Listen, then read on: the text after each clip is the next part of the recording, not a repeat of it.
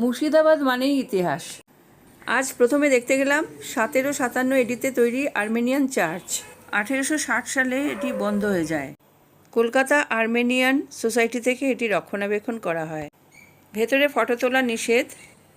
বাইরে থেকে কিছু ফটো নিলাম, দেখলাম দালানে প্রচুর কবর রয়েছে।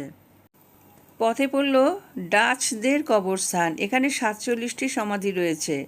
বিভিন্ন সময় এই ডাচরা এখানে বসতি স্থাপন করেছিল। এরপর দেখতে গেলাম ব্যাসপুর শিব মন্দির। মন্দিরে ঢোকার আগেই বিশাল হরগৌরীর মূর্তি দেখলাম। 1811 সালে মন্দিরটি প্রতিষ্ঠা করা হয়। পুরোহিত জানালেন ভিতরের শিবলিঙ্গ প্রতি বছর ইঞ্চি ইঞ্চি করে বৃদ্ধি পায়। মূল মন্দিরের সামনে বিশাল নাট মন্দির। এখানে ভক্তরা অপেক্ষা করে থাকেন। প্রতি সকাল ও সন্ধ্যায় বাবা ব্যাসদেবের পূজা অর্চনা হয়, আর শিবরাত্রিতে 7 দিনের মেলা বসে। শুনলাম এই ব্যাসদেব নাকি অতি জাগ্রত। মন্দিরের শীর্ষে রয়েছে 3টি কলস ও একটি ত্রিশূল। এরপর আমরা দেখতে গেলাম কাশিমবাজার প্যালেস অব দ্য রয়েস। এই বিউটিফুল প্যালেসটি প্রতিষ্ঠা করেন দীনবন্ধু রায়। সময়টা ছিল 1735 এডি, যখন আলীবর্দী খাঁ রাজত্ব করছেন। এনাদের অরিজিনাল টাইটেল ছিল চট্টোপাধ্যায়। দীনবন্ধু রায় এবং তার পুত্র জগবন্ধু রায় এই কাশিমবাজার থেকে সিল্ক এক্সপোর্ট করতেন।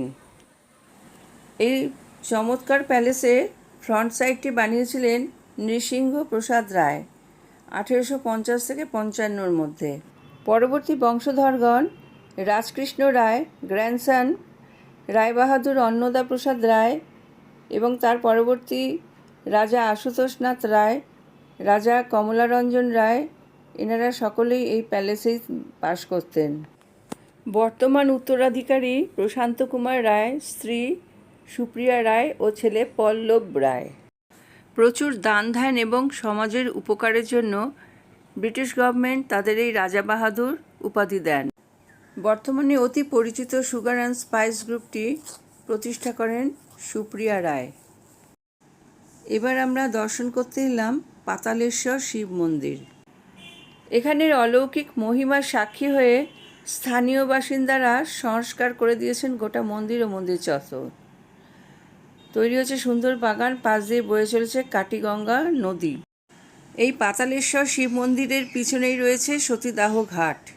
1803 সালে রাজা রামমোহন কর্মসূত্রে মুর্শিদাবাদ আসেন এবং এই ভয়ঙ্কর সতীদাহ প্রথা দেখে এবং তার 2 বৌদিকে সতী হতে দেখে এই প্রথার বিরুদ্ধে আন্দোলন শুরু করেন। এরপর 1829 সালে 4 ডিসেম্বর লর্ড বেন্টিং সতীদাহ প্রথা নিষিদ্ধ করে আইন পাস করেন। পথে পড়ল বড় রাজবাড়ি।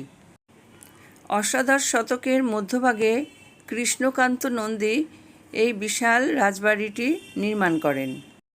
সহকারী হিসেবে ছিলেন তার ছেলে রাজা লোকনাথ রায় বাহাদুর।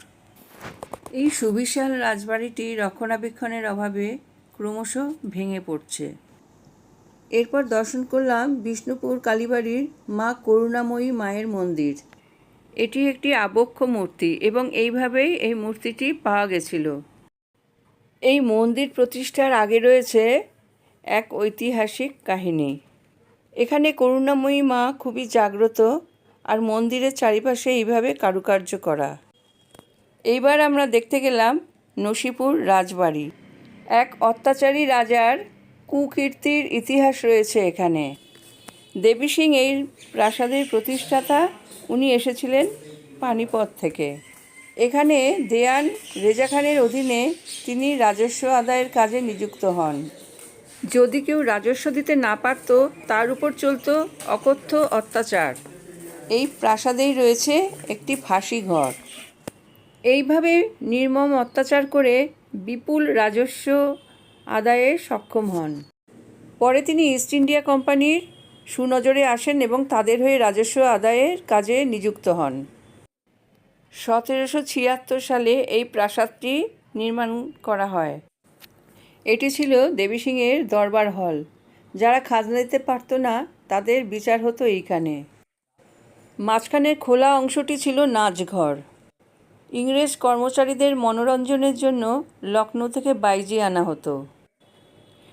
1805 সালে 18ই এপ্রিল এই কুখ্যাত দেবী সিংয়ের জীবনাবসান হয়।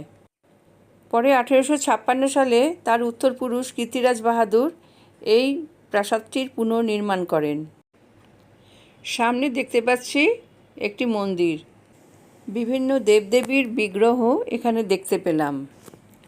এখানে এখনও বিভিন্ন সময়ে পূজা আর্চা হয়ে থাকে। এটি সেই ভয়ঙ্কর ফাঁসি ঘর যেখানে ফাঁসি দেওয়া হতো, তার নিচে একটা পাতকুয়ো ছিল। মৃত ব্যক্তির নিথর দেহ সুড়ঙ্গের মধ্যে দিয়ে একেবারে নদীতে চলে যেত। এই বিশাল রাজবাড়ির কালিমালিপ্ত ইতিহাস দেখার পর আমরা ধীরে ধীরে বেরিয়ে এলাম। সামনে রয়েছে সুদৃশ্য বাগান। প্রাসাদটি গম্বুজ বিশিষ্ট এবং ইতালীয় ধাঁচে তৈরি করা। রাজবাড়ির সিঁড়ির মুখেই দুই দিকে দুইটি সিংহ রাখা আছে, আর সামনে রয়েছে সুদৃশ্য একটি ফোয়ারা। আজ আমাদের কলকাতায় ফেরার দিন, তাই এই সমস্ত স্মৃতি নিয়ে আমরা ফিরে যাচ্ছি আজ কলকাতার দিকে। ইতিহাস প্রসিদ্ধ জায়গাগুলো আমাদের দেখা হয়ে গেল, রয়ে গেল আরও কত অসংখ্য স্মৃতি ইতিহাস। সব ইতিহাসকে পিছনে ফেলে আমরা পৌঁছে গেলাম মুর্শিদাবাদ স্টেশনে।